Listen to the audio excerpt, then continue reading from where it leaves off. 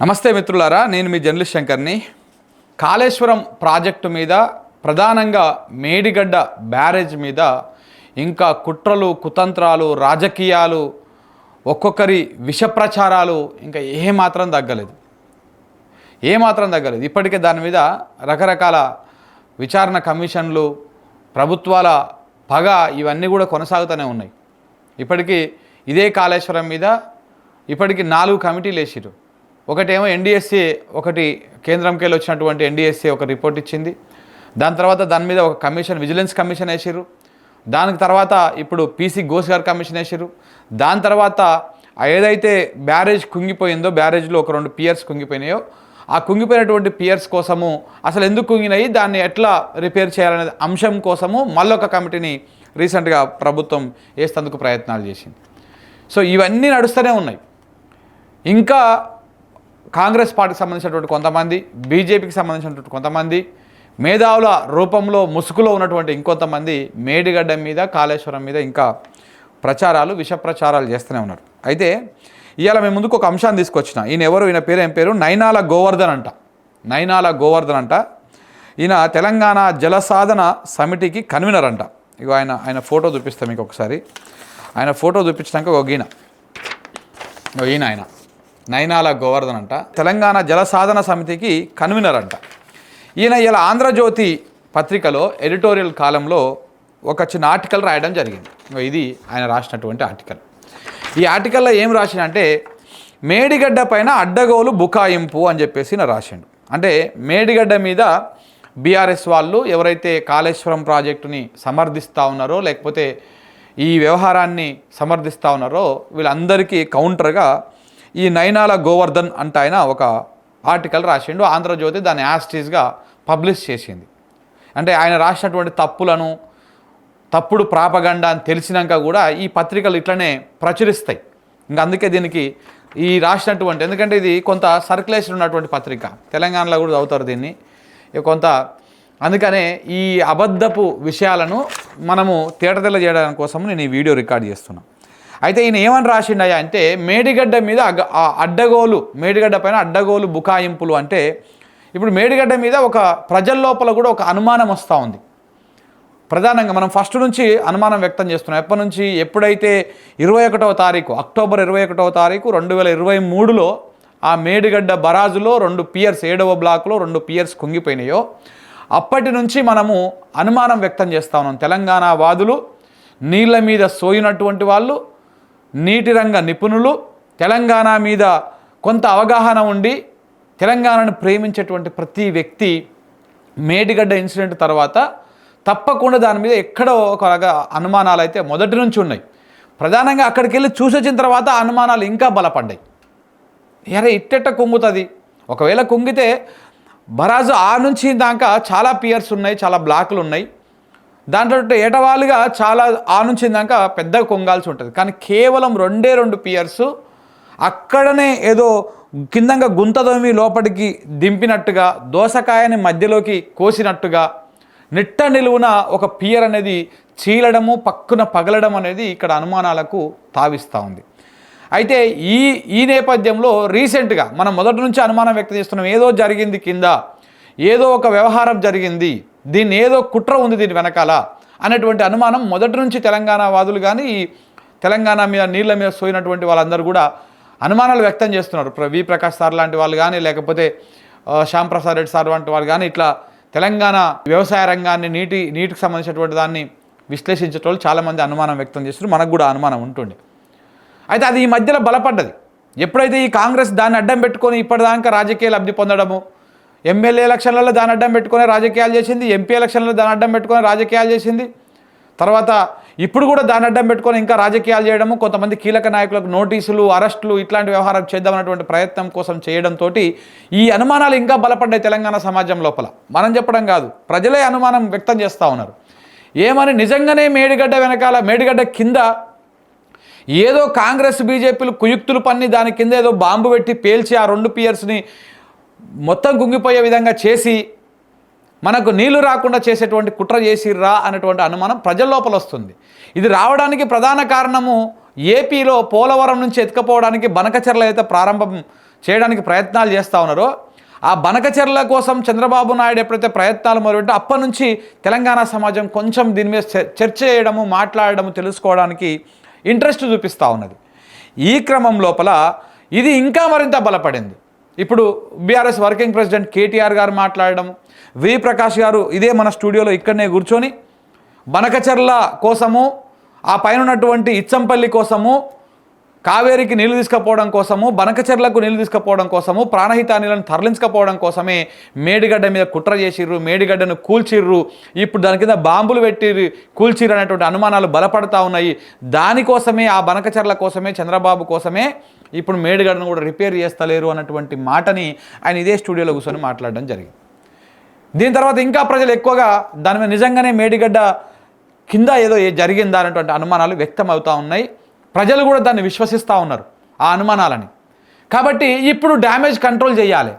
Control చేయడం కోసం ఇంకో మళ్ళా ఈ నైనాల గోవర్ధను ఇలాంటి ప్రాపగండా బ్యాచ్, ఎందుకంటే ఇప్పుడు ఇదే కాళేశ్వరం మీదనో మేడిగడ్డ మీదనో ప్రొఫెసర్ కోదండరామరావు లాంటి వాళ్ళు వచ్చి మాట్లాడితే జనం ఇప్పుడు ఎట్లా తిరగబడతారో, ఏ రకంగా బుద్ధి చెప్తారో కూడా అర్థమవుతుంది వాళ్ళకి. అప్పుడు కాళేశ్వరం మీద మాట్లాడిన మోతవారులు అందరూ ఇలా పదవులు తీసుకొని పెదవులు మూసుకున్నారు. ఆ క్రమం లోపల ఇప్పుడు అట్లాంటి వాళ్ళు వచ్చి మాట్లాడారు అనుకో, ప్రజలు తిరగబడతారు. దాన్ని యాక్సెప్ట్ చేసే పరిస్థితిలో లేరు. ఎందుకంటే చూస్తున్నారు కదా, 2 కాలాలు చూసిరు, ఇప్పటికీ 2 యాసంగిలు చూసిరు, ఒక వానాకాలం చూసిరు, ఇప్పుడు ఆనాకాలం వస్తున్నది. ఇప్పటిదాకా ఎక్కడ కూడా ఆ నీళ్ళు ఎత్తిపోసుకున్నటువంటి ఫెసిలిటీ లేదు. అందుకనే ఇలాంటి ఆయనతోటి ఈ కాళేశ్వరం మేడిగడ్డ మీద అడ్డగోలు వాదనలు చేస్తూ ఉన్నారు. కేటీఆర్ కానీ, వి ప్రకాష్ గారు కానీ, లేకపోతే ఇట్లాంటి వాళ్ళందరూ కూడా అడ్డగోలు వాదన చేస్తూ ఉన్నారని ఇట్లా పత్రికలల్లో వార్తలు రాపించారు. అసలు ఈ వార్తల సారాంశం మనం ఎందుకు కుట్టాం మరి?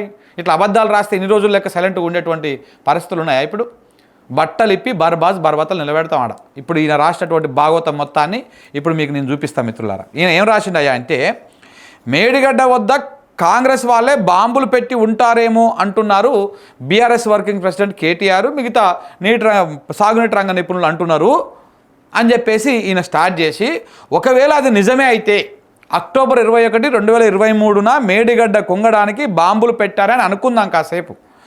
అనుకుంటే అక్టోబర్ 21 నుంచి కొత్త ప్రభుత్వం ప్రమాణ స్వీకారం చేసే వరకు, డిసెంబర్ 3 తారీఖు కొత్త ప్రభుత్వం ఏర్పడింది, 7 తారీఖు ప్రమాణ స్వీకారం చేసి ఈ మహానుభావుడు 23 అని రాసిండు, ఆయన తప్పు రాసిండు అందులో.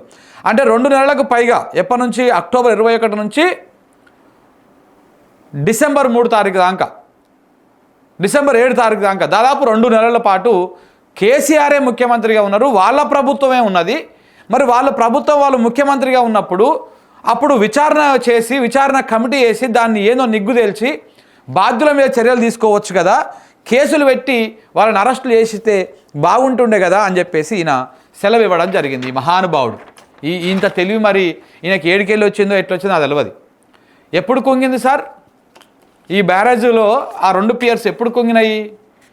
మీరే రాసిరు కదా అక్కడ, అక్టోబర్ 21వ తారీఖు 2023న. ఇక మీరు ఇట్లాంటివి చేస్తారనే తెలంగాణ మన పత్రిక ఎప్పటికప్పుడు వాస్తవాలు రాస్తూ ఉంటుంది, ప్రజలకు చూపిస్తూ ఉంటుంది. సరే మనకు సర్క్యులేషన్ తక్కువ ఉండొచ్చు, తక్కువ మంది చూస్తారు కావచ్చు, కానీ చూసిన వాళ్ళందరూ తెలుసుకుంటారు వాస్తవాలు ఏంటివి అనేది. ఇగో ఇది మేము రాసినాం, ఎన్నటి రాసినాం? మననే 28వ తారీఖు మే 2025న రాసినాం. ఎన్డీఎస్ఏది దొంగ రిపోర్టు, ఎన్డీఎస్ఏ దొంగ, దాని రిపోర్ట్ కూడా దొంగ రిపోర్ట్ అని చెప్పేసి రాసినాం. ఆ రోజే ఈ ఆర్టికల్లో, ఈ మెయిన్ స్టోరీలో మొత్తం ఉన్నది. మేడిగడ్డ ఘటన మీద అనుమానాలు ఉన్నాయి. ఎందుకంటే కూలిందేమో అక్టోబర్ 21వ తారీఖు, తెలంగాణ రాష్ట్రంలో ఎన్నికల కోడ్ అమల్లోకి వచ్చిందేమో అక్టోబరు 16వ తారీఖు. అంటే ఎన్నికల కోడ్ అమల్లోకి వచ్చినాక కరెక్ట్గా 5 రోజులకు మేడిగడ్డ బరాజ్లో 2 పియర్స్ కుంగినాయి. ఎన్నికల కోడ్ అంటే తెలుసా అండి నయనాల గారు? మీరు ఏదో పెట్టుకున్నారు కింద తోక, తెలంగాణ జలసాధన సమితి కన్వీనర్ అని చెప్పేసి మీరు ఇంత పొడుగు తోక పెట్టుకున్నారు కదా. అసలు ఎన్నికల కోడ్ అంటే తెలుసా మీకు? ఎన్నికల కోడ్ వచ్చినాక ముఖ్యమంత్రి పవర్స్ ఏమేమి ఉంటాయో తెలుసా మీకు? ఏమైనా లా అండ్ ఆర్డర్ మాత్రమే కొంత కంట్రోల్ చేసి, అది కూడా పూర్తి స్థాయిలో ఉండదు. ఒకసారి ఎన్నికల కోడ్ అమల్లోకి వచ్చినాక పవర్స్ అన్నీ ఐఏఎస్లకు, ఐపీఎస్లకు ట్రాన్స్ఫర్ అయిపోతాయి.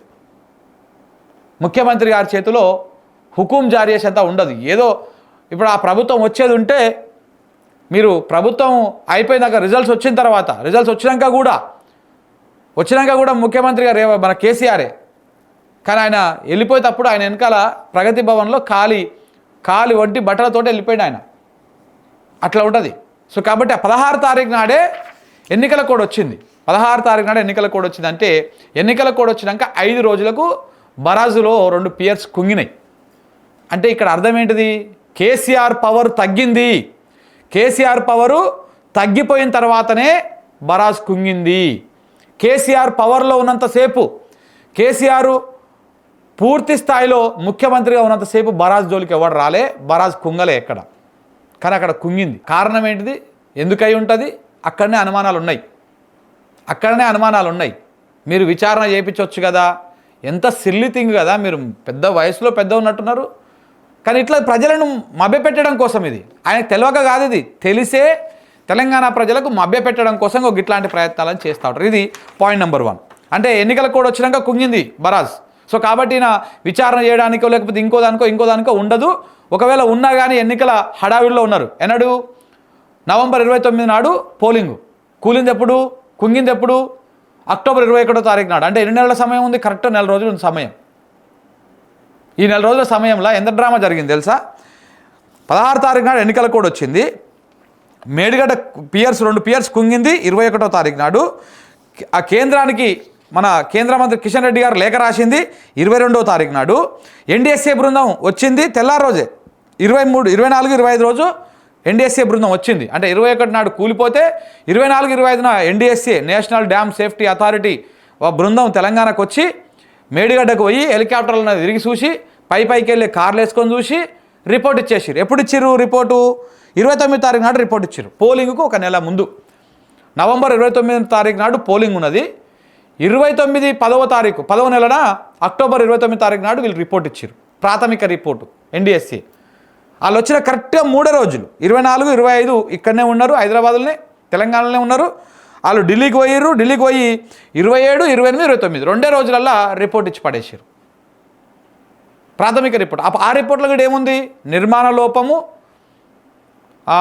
ఏమంటారు మన పర్యవేక్షణ లోపము, సిమెంట్ కాంక్రీట్ సరిగ్గా వాడకపోవడము, ఇవన్నీ కారణాలు ప్రాథమిక రిపోర్ట్లో కూడా ఉన్నాయి. అందుకే తెలంగాణ ప్రజలకు అనుమానాలు ఉన్నాయి. ఇగో ఈ దొంగ రిపోర్టు, దొంగ లెక్కలు ఇవని చెప్పేసి. కానీ దాన్ని నమ్మించడం కోసం ఇట్లాంటి వాళ్ళు కథనాలు రాస్తూ ఉంటారు అనమాట. ఇంక ఇది పాయింట్ నెంబర్ 1 అయిపోయిందా?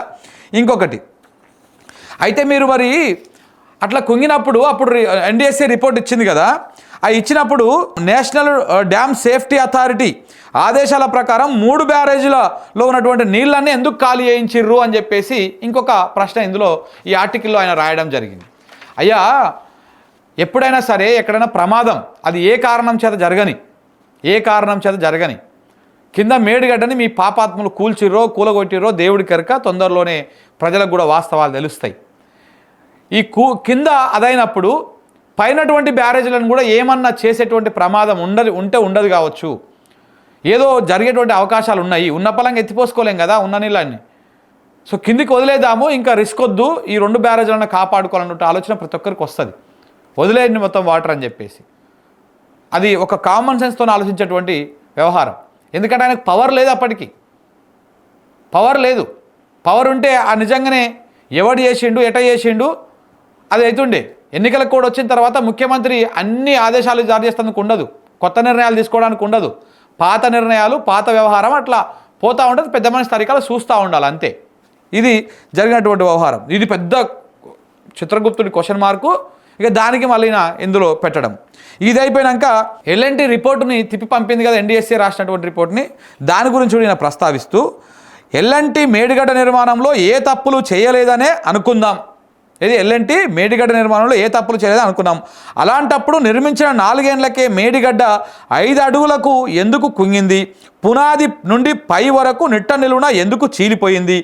అక్టోబర్ 21, 2023 తేదీన మేడిగడ్డ కుంగింది వాస్తవం కాదా? ఆ భౌతిక వాస్తవాన్ని కూడా ఎల్ఎన్టీ తిరస్కరిస్తుందా? నిర్మాణమైన 4 ఏళ్లకే 25,000 కోట్ల ప్రజాధనం ఎక్కడైనా ఇలా గంగలో కలిసిపోయిందా అని చెప్పేసి అపరమేధావైనటువంటి నయనాల గోవర్ధన్ అంట ఆయన ఇందులో రాయడం జరిగింది.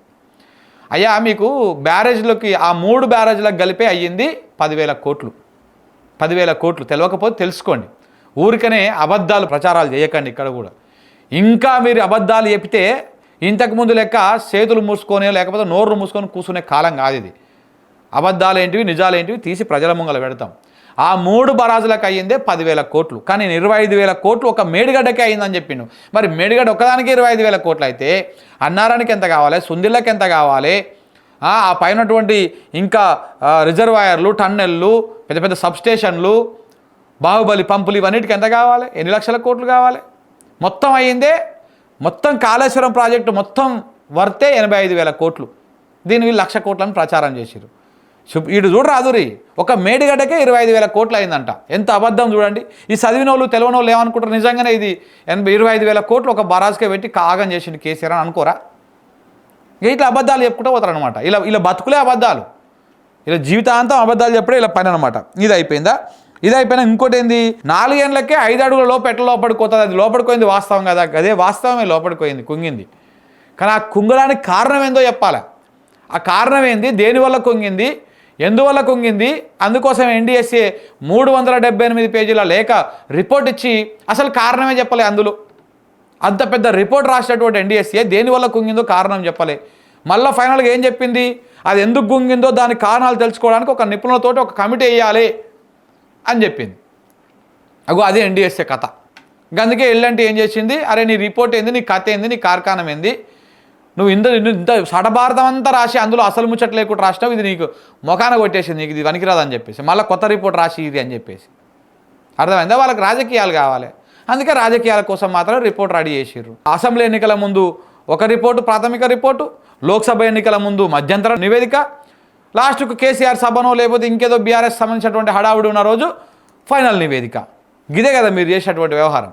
సో కాబట్టి ఈ 2 అంశాలు కూడా తప్పే. ఇది కూడా ఇక్కడ 25,000 కోట్లు అనేది కూడా తప్పే. ఇంకా ఇది అయిపోయినాక ఇంకా కూలడానికి కుంగడానికి కారణాలు చెప్పిండి ఈయన. కింద ఇసుక పోయింది, అది పోయి నువ్వు నేను కాదు చెప్పేది, కారణాలు ఎక్స్పర్ట్స్ చెప్పాలి, దానికి సంబంధించినటువంటి వాళ్ళు చెప్పాలి. NDSA కూడా చెప్పలేదు కాబట్టి మళ్ళీ ఒక కమిటీ నియమిస్తున్నారు కదా, ఆ కమిటీ చెప్పినాక దాని గురించి మాట్లాడదాం. ఇంకొకటి ఏమన్నారు లాస్ట్లో, కేటీఆర్ అన్నట్టు ఒక మేడిగడ్డ బ్యారేజీలోనే బాంబు పెట్టారని అనుకుందాం.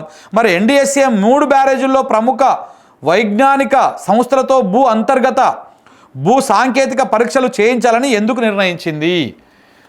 అయ్యా మహానుభావుడా, పైనటువంటి 2 బ్యారేజీలు కూడా కూలిపోయే అవకాశం ఉందని చెప్పలే. ఇలాంటిది ఏమన్నా తలెత్తేటువంటి అవకాశం ఉందేమో దాని మీద కూడా పరిశీలన చేయండి, అక్కడ కూడా సీపేజీలు ఉన్నాయి, దానికి కారణం ఏదో చూడండి అని చెప్పారు. సీపేజ్ అనేది ప్రతి డ్యామ్కి కానీ ప్రతి బ్యారేజ్కి కానీ సర్వసాధారణంగా ఉన్నటువంటి వ్యవహారమే. సో దీంట్లో కూడా ఈకలు వీకడం కోసం ప్రయత్నం అనమాట. అంటే ఇదొక్కటే అయితే పైన 2 కూడా నిపుణులతో కమిటీ ఏర్పాటు చేసి అదేందో చెప్పండి ఎందుకు చెప్పింది NDSA అంటే. NDSAనే దొంగ రిపోర్ట్ అని చెప్తున్నాం మేము ఇక్కడ. NDSAనే దొంగ రిపోర్టు, మీలాంటి వాళ్ళు ఇట్లా దొంగ ప్రచారాలు చేసిరనే ఇట్లా మేము వాస్తవాలను ప్రజలకు చూపిస్తున్నాం. NDSA దొంగ రిపోర్టు, అదో పెద్ద దొంగ వ్యవహారం అని చెప్పేసి. ఇంకా అది ఇచ్చిన రిపోర్టుకు దానికి ఒక క్రెడిబిలిటీ, దానికి ఒక శాంటిటీ ఉంటుందా? ఇక ఇది అయిపోయినాక లాస్ట్లో ఇంకొక మాట చెప్పిండు. బ్యారేజ్ వైఫల్యానికి NDSA 6 కారణాలను పేర్కొన్నది, వీటిలో 5 రకాల వైఫల్యాలతో మాకు సంబంధం లేదని ఎల్ఎన్టీ అంటున్నది. NDSA నివేదికను ఎల్ఎన్టీ తిరస్కరించడాన్ని కేటీఆర్ సమర్థిస్తున్నారు. ఆ 6 వైఫల్యాలతో 5 వైఫల్యాలకు కేసీఆర్ ప్రభుత్వం దోషి అని ఎల్ఎన్టీ అన్నట్టు, దీన్ని కేటీఆర్ అంటున్నట్టు, దీనికి కేసీఆర్ బదులేమి ఇస్తారు? ఇక ఇవే ఏంటంటే రూపాయి పావుల పంచులు, ఇవి ఏమంటారు, అవేవో చిక్కు ప్రశ్నలు ఉంటుంది చూసినావా, అవేదో మాయ ప్రశ్నలు. అంటే ఇది ఇట్లా అంటే అది అట్లా అనాలా, అది ఇట్లా అంటే ఇట్లా అనాలన్నట్టుగా. ఇట్లాంటి దానికి మాత్రం పనికొస్తారు మీరు. ఎల్ఎన్టీకి సంబంధించినటువంటి వ్యవహారంలో ఎల్ఎన్టీకి చెప్పేంత పెద్ద మనిషి అనమాట ఈయన. యూట్యూబ్లలో కూర్చొని మాట్లాడడం, లేకపోతే ఇంకో ఛానల్లో కూర్చొని రౌండ్ టేబుల్ సమావేశాలు. ఈయన నాకు బాగా గుర్తుకుంటుంది, కేసీఆర్ గవర్నమెంట్లో ఉన్నప్పుడు ఈ మహానుభావుడు కోదండరామరెడ్డి, ఆ ఎన్ గోపాల్ రెడ్డి, ఆయన పేరు జర్నలిస్ట్, ఇప్పుడు ఆ టీశాట్కా దానికి చైర్మన్గా ఉన్నాడు ఆయన. మిగతా వాళ్ళందరూ కలిసి ఈ బ్యాచ్ ఒకటి ఉంటుండే, ఇదంతా కాంగ్రెస్ ప్రో బ్యాచ్. ఈ బ్యాచ్ అంతా కూర్చొని వారానికి ఒకసారి, నెలకొకసారి కాళేశ్వరం మీద జలసాధన అని చెప్పేసి ఇదని చెప్పేసి రౌండ్ టేబుల్ సమావేశాలు పెట్టుడు, ఈ మీడియా ఛానల్ని ప్రసారం చేసుడు, ఈ పత్రికలన్నీ రాసుడు. ఇట్లా ఉంటుండే అనమాట. ఇది ఇలా కథ. ఇది ఇట్లాంటి అట్లా అనాలా, అట్లాంటి ఇట్లా మళ్ళీ మనలాంటి వాళ్ళు పిలిచినాడు, వీళ్ళు రారు. మనలాంటి వాళ్ళు పిలిచి ఇద్దరు రా అన్న మాట్లాడదాం కాళేశ్వరం మీదనో ఇంకా దేని మీద అంటే వీళ్ళు రారు. ఇంకా ఇట్లా ఇది అయిపోయినాక తక్కువ ఖర్చుతో, ఇంకోటి ఏమన్నాడు, తక్కువ ఖర్చుతో పూర్తయ్యే తుమ్మిడిఎట్టి రాక్ బెడ్ను వదిలేసి కాళేశ్వరము 3 బ్యారేజీల బలహీన ఇసుక బెడ్ను రీడిజైన్ చేయడమే ఈ విపత్తు ప్రధాన కారణం అని చెప్పేసి జస్టిఫికేషన్ ఇచ్చేసిండు ఈయన. తుమ్మిడిఎట్టి కట్టేస్తే అయిపోతాడు, తుమ్మిడి దగ్గర రాక్ ఉంది, ఆ రాక్ మీద బ్యారేజ్ కడితే మంచిగా ఉంటుండే, ఇక్కడ వచ్చి ఇసుక మీద కట్టిండు అని చెప్పేసి. బ్యారేజీలు ఇసుకల మీద కడతారు. ఇంకొకటి తుమ్మిడిఎట్టి దగ్గర నువ్వు 148 మీటర్ల FRLతో కడితే ఎన్ని టీఎంసీల నీళ్ళు వస్తాయి, ఆ టీఎంసీలతో ఎన్ని లక్షల ఎకరాలకు నీళ్ళు ఇస్తారనేటువంటి సోయి ఇంగితం మీకుంటే మీరు ఇవన్నీ మాట్లాడరు. సో కాబట్టి ఇట్లా ప్రతి అక్షరం ఈయన రాసినటువంటి ఆంధ్రజ్యోతిలో ఏ తారీఖు ఇవ్వాల 5వ తారీఖు నాడు రాసినటువంటి ఈ ఆర్టికల్లోని ప్రతి అక్షరంలో తప్పులు, ప్రజలను తప్పుదో పట్టించేటువంటి అంశాలు ఉన్నాయి మిత్రులారా. అందుకనే ఈ విషయాన్ని కొంత సుదీర్ఘమైనట్టు అయినా ఇది మీకు చెప్పడం జరిగింది. అయితే ఈ మహానుభావుడు కూడా ఎవరు అని చెప్పేసి మనం ఎంక్వైరీ చేస్తే ఇదే యూట్యూబ్లో కొడితే ఈ నైనాల గోవర్ధన్ అంటే ఆయన ఇదే కాంగ్రెస్ పార్టీ శిక్షణా తరగతులు ఉంటాయి కదా, ఆ శిక్షణా తరగతులకు వెళ్ళి కూడా కాంగ్రెస్ పార్టీకి ఎట్లా ప్రచారం చేయాలి, ఏ రకంగా కాంగ్రెస్ పార్టీని పైకి తీసుకురావాలి, దానికి ఎట్లా ఓట్లు వేపియాలి అని ప్రచారం చేసినటువంటి వాళ్ళల్లో ఈయనొకడు. మళ్ళీ బయటకేమో నీటి రంగ నిపుణులు, సాగునీటికి అదేదో కన్వీనరు, లొటపీసు ఇవన్నీ పెట్టుకొని పేర్లు పెట్టుకొని ఉంటారు. కాబట్టి ఇలాంటి వాళ్ళతోటి ఇలాంటి మోసపూరితమైనటువంటి వ్యాఖ్యలు చేస్తున్నటువంటి వాళ్ళతో చాలా జాగ్రత్తగా ఉండాలి. లేకపోతే ప్రజలు తప్పుడు విషయాలనే నిజమని నమ్మేటువంటి ప్రమాదం కూడా ఉంటుంది మిత్రులారా. Thank you very much.